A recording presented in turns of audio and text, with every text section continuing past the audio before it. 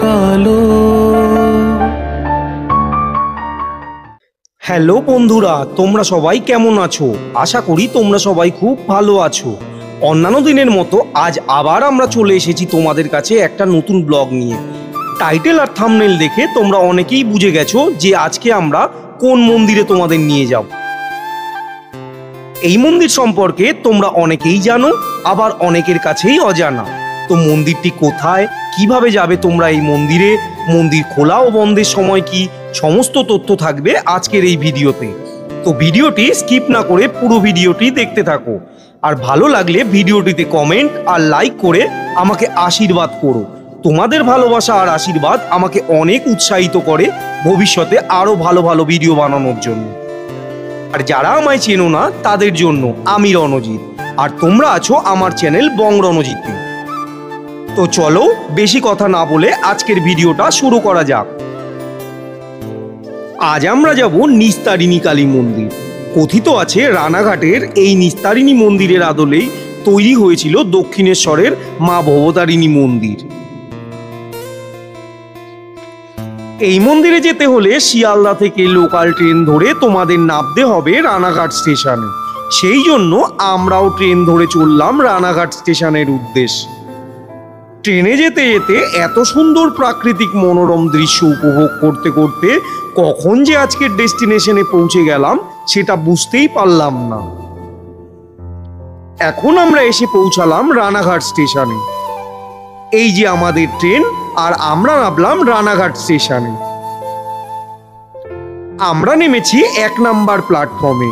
আর এই যে আমার পেছনে গেটটা দেখতে পাচ্ছ, এখান থেকে আমাদের যেতে হবে 1 নাম্বার প্ল্যাটফর্মের বাইরের দিকে। আর এখান থেকে কয়েক পা এগিয়ে গেলে দেখতে পাবে টোটো স্ট্যান্ড।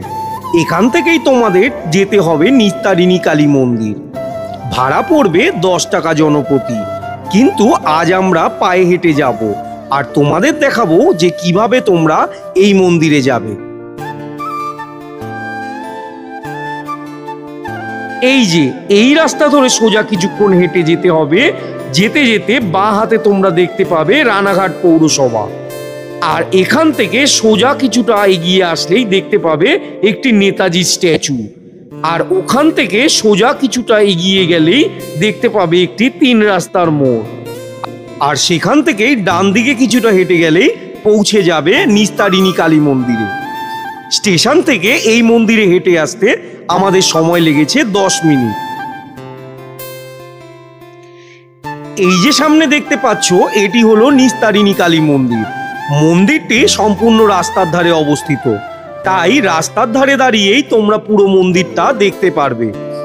অপরূপ সুন্দর কিন্তু এই মন্দিরটা। এই মন্দিরটি নবরত্ন চূড়া বিশিষ্ট। মন্দিরটি প্রায় 180 বছরের পুরানো। রানাঘাটে বহু প্রাচীন মন্দিরগুলির মধ্যে এই মন্দিরটি অন্যতম। রানাঘাট নদিয়ার একটি শহর। আমরা অনেকেই জানি এই রানাঘাটের কথা, কিন্তু এই রানাঘাটের মধ্যে এত সুন্দর মন্দির আছে আমরা সেটা অনেকেই জানি না। তাই যদি তোমরা একদিনের জন্য কোথাও ঘুরতে যাবার কথা ভাবো, তাহলে অবশ্যই এই মন্দিরটাতে একবার হলেও ঘুরে যেতে পারো। এই মন্দিরে রয়েছে মা নিস্তারিণী। তো চলো এবার মন্দিরের ভেতরে প্রবেশ করা যাক।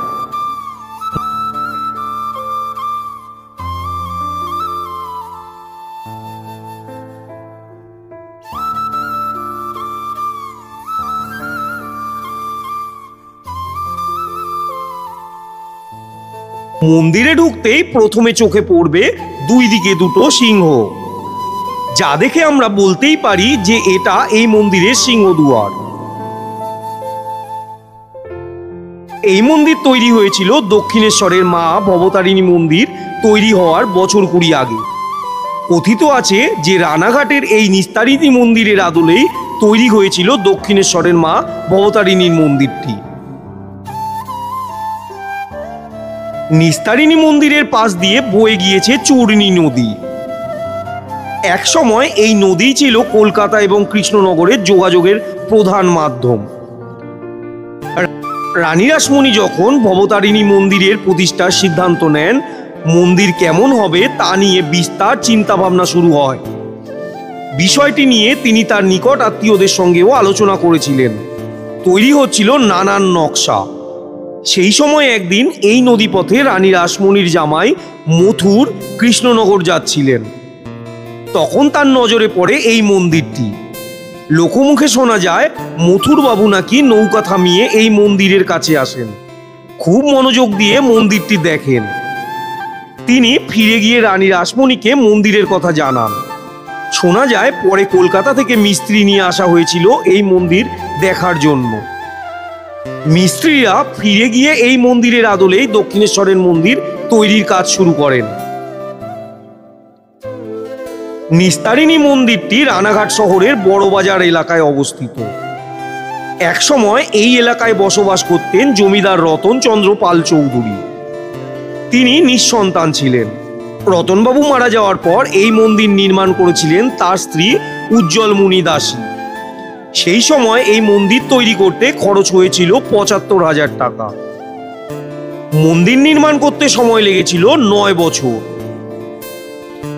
১২৪২ বঙ্গাব্দে জ্যৈষ্ঠ মাসের সংক্রান্তির দিন এই মন্দিরের দ্বারোদ্ঘাটন হয়েছিল। এখনো প্রতি বছর এই দিনটিতে মন্দিরের প্রতিষ্ঠা দিবস পালন করা হয়। উজ্জ্বলমণি দাসী মন্দিরের দায়িত্বভার তার ভাসুর এবং দেওরের ছেলেদের ওপর দিয়েছিলেন। সেই থেকে তাদের পরিবারের ছেলেরা এই পুজো করে আসছে। এখন এই মন্দির দেখভাল করেন পরিবারের সদস্য অলোকেন্দু পাল চৌধুরী, অমিতেন্দু পাল চৌধুরী এবং অর্ধেন্দু পাল চৌধুরী। সেই সময় এই মন্দিরে বলি প্রথা চালু ছিল। এই সেই হারিকা, কিন্তু এখন আর বলি দেওয়া হয় না। মন্দিরের ভেতরে তোমরা ধূপ ও মোমবাতি জ্বালাতে পারবে না, তাই মন্দিরের বাইরে ধূপ এবং মোমবাতি জ্বালানোর ব্যবস্থা করা রয়েছে। মন্দিরটি প্রায় ১৮০ বছরের পুরানো। এই মন্দিরটি পূর্বমুখী ৫ খিলান বিশিষ্ট একটি দালান, আর মন্দিরের ওপরে রয়েছে ৯টি চূড়া, যেগুলি ৪ চালা বিশিষ্ট। এবং এই মন্দিরের যে হস্তশিল্পের কাজ রয়েছে সেগুলি অসাধারণ করে ফুটিয়ে তোলা হয়েছে, যেটা কিনা আধুনিক যুগের নকশাকেও টেক্কা দেওয়ার ক্ষমতা রাখে। সত্যি শিল্পীর হাতের এত সুন্দর নিপুণ কাজ যা দেখে শিল্পীকে কুর্নিশ না জানালেই নয়। তো এবার চলো মূল গর্ভ গিয়ে প্রবেশ করা যাক। এই যে সামনে দেখতে পাচ্ছ, ইনি হলেন নিস্তারিণী কালীমা। অপূর্ব সুন্দর এই বিগ্রহটি। এই মন্দিরের শিল্পীর কাছ থেকে জানা যায় যে একটি পাথর কেটেই কালী এবং শিবের মূর্তি তৈরি করা হয়েছিল। এখানে মা দাঁড়িয়ে আছেন পদ্ম ফুলের ওপর এবং পাশে রয়েছে নারায়ণের শালগ্রাম শিলা, আর রয়েছে একটি ছোট গোপাল ঠাকুর। এখানে মায়ের যে রূপটি দেখতে পাচ্ছ তোমরা, এটি মায়ের রুদ্র রূপ। আর মায়ের পেছনে রয়েছে বাবা মহাদেব, যেটি এখানে খুব সুন্দর করে রং আর তুলির মাধ্যমে ফুটিয়ে তোলা হয়েছে।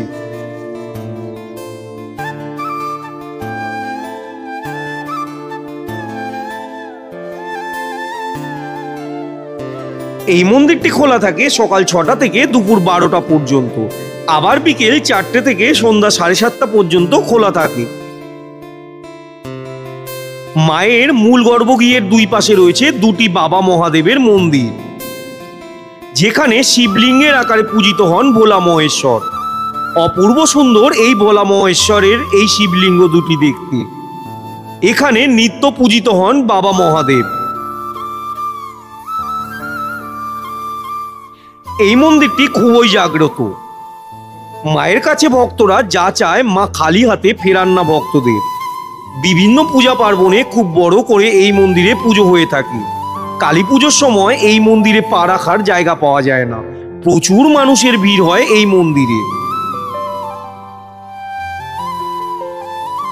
মন্দিরের সামনের বারান্দাতেও দেখতে পাওয়া যায় শিল্পীর হাতের নিখুঁত আর নিপুণ কাজ। সত্যি অসাধারণ লাগছে। কতটা সুন্দর আর কতটা নিখুঁতভাবে একটা নকশা করা সেটা তোমরা দেখতেই পাচ্ছ। সত্যি জাস্ট অসাধারণ।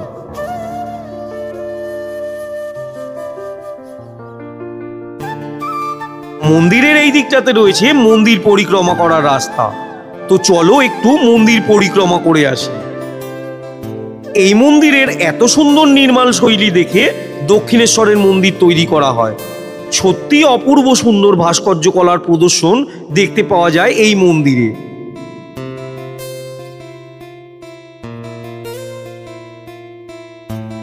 আশা করছি যদি তোমরা এই মন্দিরে আসো তাহলে তোমাদেরও খুব ভালো লাগবে। কলকাতা থেকে একটু দূরে একদিনের ছুটিতে ঘুরে আসতেই পারো এখানে। মন্দিরটি আমার জাস্ট অসাধারণ লাগলো। অপূর্ব সুন্দর এই মন্দিরটি। এত অপরূপ প্রাকৃতিক সৌন্দর্যে ভরা এক আধ্যাত্মিক স্থান, যা দেখে আমার মতো তোমরাও মুগ্ধ হয়ে যাবে। সবুজে ঘেরা এত সুন্দর প্রাকৃতিক মনোরম পরিবেশে এসে সত্যি মনটা ভরে গেল। এতক্ষণ মনের মধ্যে যে ক্লান্তি ছিল তা এই মন্দিরে এসে সত্যি দূর হয়ে গেল। তো বন্ধুরা, তোমরাও একদিনের কাছে পিঠে ঘোরার জন্য এই স্থানটিকে সিলেক্ট করতে পারো। আমার মতো তোমরাও খুব আনন্দ পাবে।